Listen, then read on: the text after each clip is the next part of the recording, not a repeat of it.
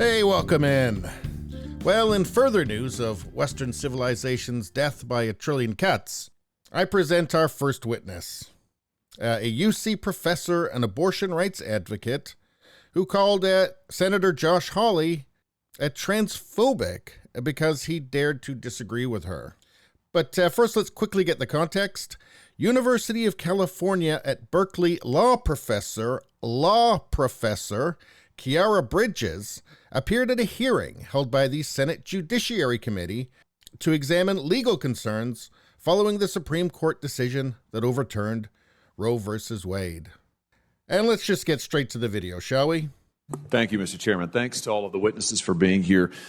Before I want to visit with you, Ms. Metzke, but before I do, I just want to clear one thing up. Professor Bridges, you said several times, you've used a phrase, I want to make sure I understand what you mean by it.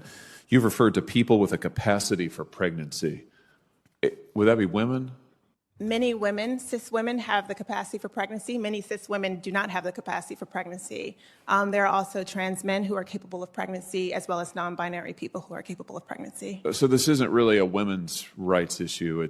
We can recognize that this impacts women while also recognizing that it impacts other groups. Those things are not mutually exclusive, Senator Hawley. Oh, so your view is that the core of this right then is about what? So I want to recognize that your line of questioning is transphobic. So that's what they always jump to, isn't it? When the woke progressives are asked to actually explain the things they believe, they immediately just jump to, transphobic, it's hate, it's bigotry, whatever. It's just a magic spell they've been using for years now to kind of shroud their opponent's mind with confusion and fear, and ultimately just surrender to their lunacy. The spell is breaking. The spell is breaking, folks. It's not working quite as well as it used to. Anyway, let's continue. And it opens up trans people to violence by not recognizing them. Wow, you're saying that I'm opening up people to violence by asking whether or not women are the folks who can have pregnancies? So I want to note that 1 out of 5 transgender persons have attempted suicide. So I think it's important. Because of my line of questioning? So let's get to that. Here's an article from heritage.org. Sex reassignment doesn't work. Here is the evidence from Ryan T. Anderson, PhD. The most thorough follow-up of sex reassigned people extending over 30 years and conducted in Sweden, where the culture is strongly supportive of the transgendered, documents their lifelong mental unrest. 10 to 15 years after surgical reassignment, the suicide rate of those who had undergone sex reassignment surgery rose to 20 times that of comparable peers. That's after surgery. And why is that? Is that because not everybody agrees with that law professor? Dr. Paul McHugh, the University Distinguished Service Professor of Psychiatry at the Johns Hopkins University School of Medicine, let me repeat that, the Johns Hopkins University School of Medicine explains, transgendered men do not become women, nor do transgendered women become men. All, including Bruce Jenner, become feminized men or masculinized women, counterfeits or impersonators of the sex with which they identify. In that lies their problematic future.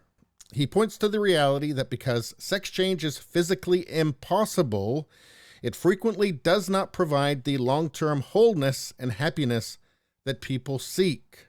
So maybe a disagreement about biology isn't the cause. Maybe there's other causes.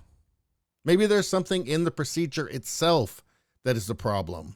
And it seems to me that if you actually care about trans people or people with gender dysphoria, this might be something you want to interrogate. That's if you actually cared, instead of just being an ideologue, a woke ideologue zealot. But anyway. So I think it's important. Because of my line of questioning? So we can't talk about it? Because denying that trans people exist and pretending not to know that they exist. I'm denying that trans people exist by asking you if you're talking about women having pregnancies? Do you believe that men can get pregnant? No, I don't think women can get So you are pregnant. denying that trans people exist? And that leads to violence? Is this how you run your classroom? Are students allowed to question you? Absolutely. Or are they also treated like this, where No, they're told that they're opening up people to violence? We have a good time in my questioning? class. You should join. Oh, I bet. You might learn a lot. Wow, I would learn a lot. I've learned a lot I just in this know, exchange. absolutely. Extraordinary.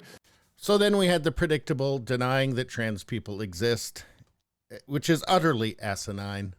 And the fact that a law professor is saying this is terrifying, because this person is influencing future lawyers.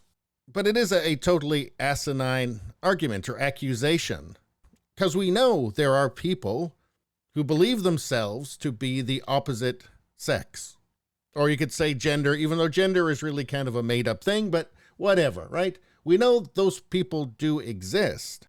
And for my part, I don't care. If we're talking about adults, if we're talking about adult human beings, okay, well, they can do whatever the hell they want. That's none of my business. And also, I mean, as long as somebody's cool, I don't care what their identity or gender, any of that. I don't care about any of that. If somebody's cool, I'm cool with them. And I don't care about all the identity crap, all right? But that doesn't mean that I have to pretend to believe things I don't believe or that anybody else should. This denying the existence of argument is idiotic. I mean, if somebody tells me that they're Napoleon and I say, no, you're not, that doesn't mean that I'm denying that that person exists. It means I just don't think they're Napoleon. But what did we have here? We had the very familiar cycle of a woke lunatic being unable to defend their position or even describe what that is precisely, then trying to cast the magic spell of ist or ism or phobe and harm and all of that stuff, and it just hitting a brick wall named Josh Hawley, who didn't give an inch. And that's why I say I think the spell is starting to break, and let's hope it breaks entirely soon, at least before Western civilization crumbles. Anyway, please subscribe, like, and share. Sharing really helps me out. I notice when people share my content, it makes a big difference. Thank you for doing that. I'll see you next time.